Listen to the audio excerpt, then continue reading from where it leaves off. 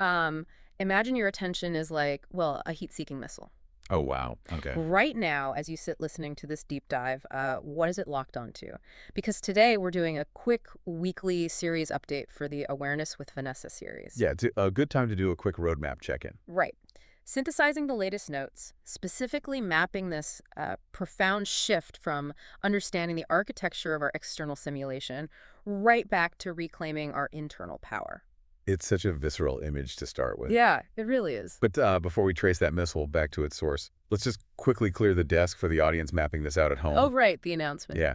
So the Human Experience Universe is officially available on Amazon. Right. And you will want to mark your calendars because Fame releases on October 17th, 2026. October 17th, yep, got it. Anyway, back to that heat-seeking missile. Right, so the sources make this, this really compelling argument that our attention is basically programmed by the subconscious. It's always scouting for evidence of beliefs we already hold. Like, if you fundamentally believe the world is dangerous, your attention bypasses 50 entirely neutral things. Yeah, it completely ignores them. Right, and it locks instantly onto one potential threat. It really redefines what attention actually is. It does. It's not just where you look. It's where you participate. Right? Actually, wait, I have to push back on that word participate for a second. Okay, why is that?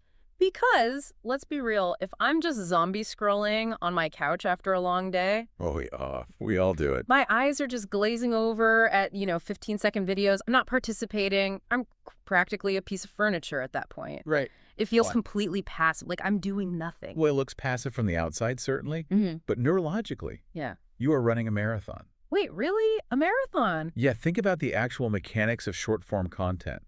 Every single swipe, it forces your brain into rapid context switching. Oh, I see. You jump from a comedy bit to a tragedy to a targeted ad. Right. And all of that in 20 seconds. That requires continuous, demanding microprocessing. Yeah, that makes So sense. even when your body entirely still, that rapid processing expends just massive amounts of cognitive currency. Oh, wow.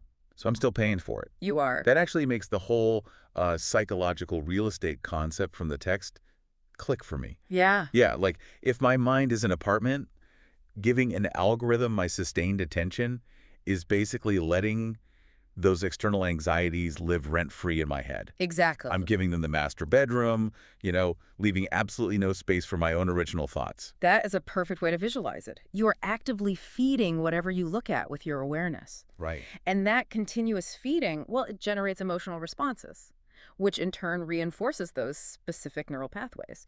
You end up building and reinforcing the very simulation you're trapped in just by giving it space to exist in your mind. Okay, which begs the question, if this architecture of attention is constantly pulling our focus outward. Right, outward into the noise. Yeah, exactly, into the noise. What happens when you finally evict those tenets of what is actually left underneath all that static? Well, that realization is actually the major turning point in the material. Okay. When you stop feeding the noise, when you strip away the algorithms, the social conditioning, the sheer exhaustion of just being in survival mode, Yeah. you uncover what the sources call an internal anchor. Right. This is the pivot to week 12. Exactly, week 12. They refer to this baseline as home.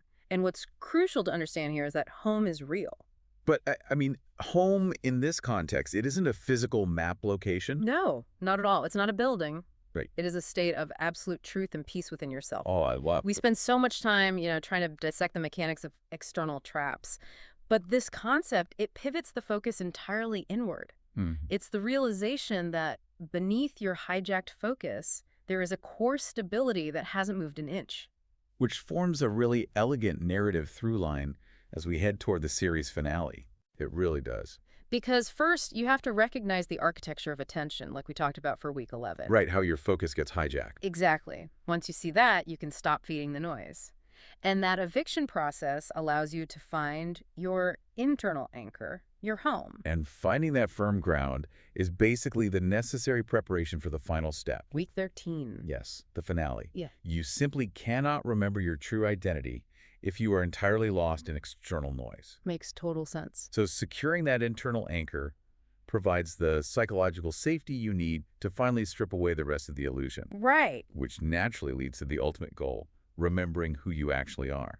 It is an incredible progression to map out. It is. And, the challenge for anyone navigating this isn't just about deleting an app or changing a daily routine. No, it's a lot bigger than that. Right. It comes down to a much deeper, immediate evaluation. Which is? Well, where are you giving your attention today? And is it leading you closer to home or further away from yourself? That is the perfect question to leave everyone with. Question everything. Observe more. Live aware.